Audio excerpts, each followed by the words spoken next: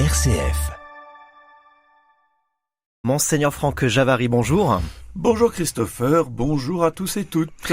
Évêque de Châlons, merci d'être avec nous pour évoquer plusieurs sujets d'actualité. On va commencer tout d'abord par ce rendez-vous proposé par le diocèse de Châlons, puisque le jeudi 5 février prochain, le diocèse organise une table ronde sur la fin de vie, un sujet sensible et très actuel, alors que le Sénat a récemment rejeté l'aide active à mourir tout en soutenant le développement des soins palliatifs et que le débat va revenir à l'Assemblée nationale courant février. Vous serez d'ailleurs, Monseigneur, l'un des intervenants de cette table ronde prévue le 5 février prochain. Quels sont les principaux défis éthiques et humains autour de ce sujet aujourd'hui ? C'est vraiment un principe très très massif qui est en jeu, c'est comment nous voulons accompagner la fin de vie. Et notre position est très claire. Les soins palliatifs, c'est-à-dire tout ce qui peut permettre que cette mort naturelle puisse se vivre bien entourée, puisse se vivre aussi en évitant évidemment des souffrances inutiles, puisse se vivre aussi dans un climat de confiance avec le personnel soignant, et bien que ce soit ça, la voie française, et non pas le reste. Le reste, l'euthanasie, le suicide assisté, au fond, c'est une manière de s'écarter du bon chemin. Alors nous, évêques de France, mais nous ne sommes pas tout seuls, avec de plus en plus de Français, de Françaises qui prennent conscience vraiment de la profondeur de cet enjeu, nous disons non au suicide assisté, non à l'euthanasie, oui à l'accompagnement, oui aux soins palliatifs et oui aussi à des moyens financiers qui accompagnent tout cela. Comment expliquez-vous cette position, justement? L'Église s'oppose au suicide assisté et à l'euthanasie. Comment expliquez-vous cette position aux personnes qui traversent une grande détresse? Ces personnes qui traversent une grande détresse, toutes les études montrent que mieux elles sont entourées, plus elles sont entourées, plus au fond la tentation de mettre fin à ces jours s'éloigne. C'est quelque chose qui est bien documenté. Mais si au contraire nous ouvrons cette porte tout grand, c'est sûr, on encourage les gens à y aller. Alors faut être cohérent, on peut pas d'un côté, avec la jeunesse, avec beaucoup de gens, essayer de prévenir le suicide, d'un autre côté on dit, à partir d'un certain âge c'est très bien, on va vous aider, allez-y. Je pense qu'il y a aussi une cohérence et un choix très profond de dire la beauté de la vie jusqu'au bout, à condition bien sûr qu'on se donne les moyens d'écouter, de soulager, d'entourer. On le disait il y a quelques instants, Monseigneur, le diocèse de Châlons organise une table ronde. C'est le jeudi 5 février, 20h30 à l'évêché ou en visioconférence autour d'un sujet, la fin de vie, intitulé « Fin de vie ». Quels enjeux, quelle position de l'Église? Est-ce que vous pouvez nous présenter un petit peu comment va s'organiser cette table ronde prévue le 5 février prochain? Elle s'organisera justement sous forme d'une table ronde avec le père Jacques Versinger, qui a une compétence théologique reconnue, avec le docteur Coury, donc un médecin, avec aussi une responsable d'aumônerie, c'est-à-dire cette présence d'église auprès justement des personnes en fin de vie ou des personnes très âgées.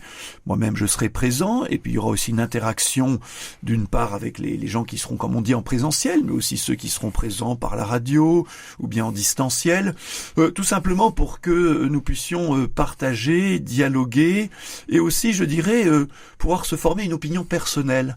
Ça, c'est important. Et que cette opinion personnelle, on puisse après en discuter avec les gens qui nous entourent, avec nos proches, mais aussi avec nos responsables politiques, et en particulier nos députés, auprès de qui il va falloir continuer à se manifester. Parce que si nous ne le faisons pas, d'autres le feront. Or, je crois que nos amis députés qui auront une tâche difficile, une décision législative difficile à prendre, ont besoin d'entendre toutes les voix qui s'expriment sur le sujet. Avoir une opinion et avant tout de comprendre le sujet, parce que peut-être que ce n'est pas clair pour tout le monde. Non, le sujet n'est pas si facile que ça à comprendre. Parfois, on emploie des mots, des euphémismes, on va parler de mort douce, alors qu'en fait, il s'agit d'euthanasie, qui est un acte actif, qui est un acte par lequel on donne la mort à quelqu'un. Donc, ce sujet est complexe. Je redis qu'il concerne tout le monde. D'abord parce que chacun de nous arrivera à la fin de sa vie, à un moment donné, mais aussi chacun de nous dans son entourage, bien sûr. Connaît des parents, des proches, des amis, des voisins qui entrent dans cette dernière phase de la vie, donc personne ne peut dire « ça me concerne pas ».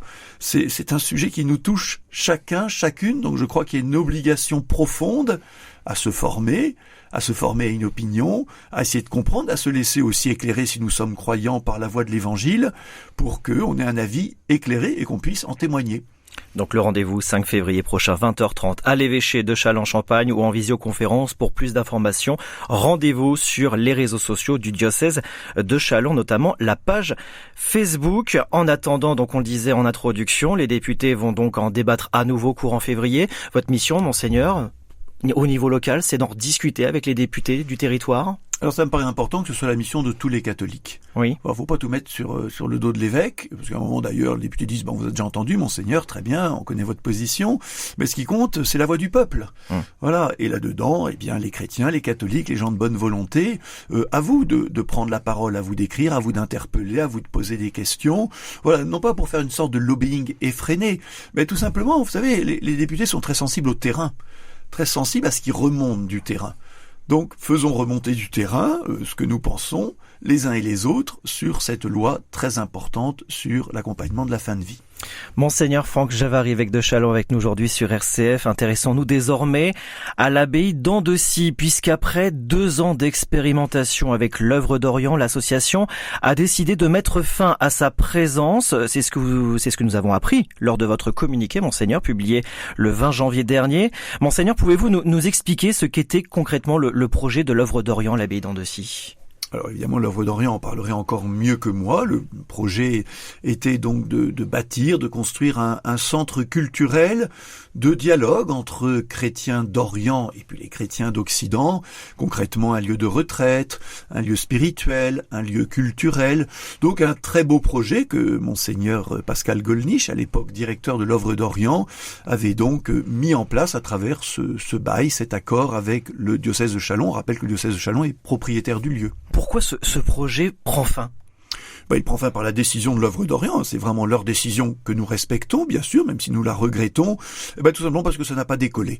Voilà, peu de gens sont venus, la situation du lieu, peut-être que les contenus proposés, en fait, n'ont pas touché leur cible. Donc le constat de l'œuvre d'Orient, qui est leur constat, je le répète, est que cette expérimentation, n'a pas porté un fruit suffisant, et donc il ne donne pas suite. Alors la fréquentation était limitée, peut-être sur de plans géographiques, vous le disiez il y a quelques jours sur nos ondes dans la matinale. Quels enseignements, monseigneur, tirez-vous de cette expérience, vous en tant que propriétaire du lieu ? Nous tirons de cette expérience une première chose, c'est d'abord que ce lieu est intéressant, puisque l'œuvre d'Orient s'y était intéressée. Donc maintenant nous lançons une grande prospection pour trouver un partenaire catholique, pour un projet catholique, en lien avec le diocèse de Châlons. Faisons ça à travers la presse chrétienne, à travers des contacts directs, et nous avons déjà 6 ou 7 demandes de visite du lieu, des projets très divers autour de la solidarité, de l'écologie chrétienne, autour peut-être aussi d'un projet d'habitat solidaire, autour d'un projet aussi pour les jeunes. Voilà, donc ça montre que le site intéresse. Alors évidemment, entre l'intérêt et une décision, il y a un chemin à parcourir, mais vraiment le site d'Andessy est magnifique. Et donc le diocèse a la ferme intention de trouver un partenaire catholique. Tout cela prendra du temps. Ça prendra du temps. Nous donnons 1 année pour, je l'espère bien, trouver un nouveau partenaire. Tout ça prend beaucoup de temps des 2 côtés. Et en attendant cette année justement de trouver ce nouveau projet, on a donc l'œuvre d'Orient qui va rester sur les lieux jusqu'à l'été prochain. Voilà, c'est ça. Nous avons toute une équipe de bénévoles qui déjà, avant l'arrivée de l'œuvre d'Orient, prenaient soin du site.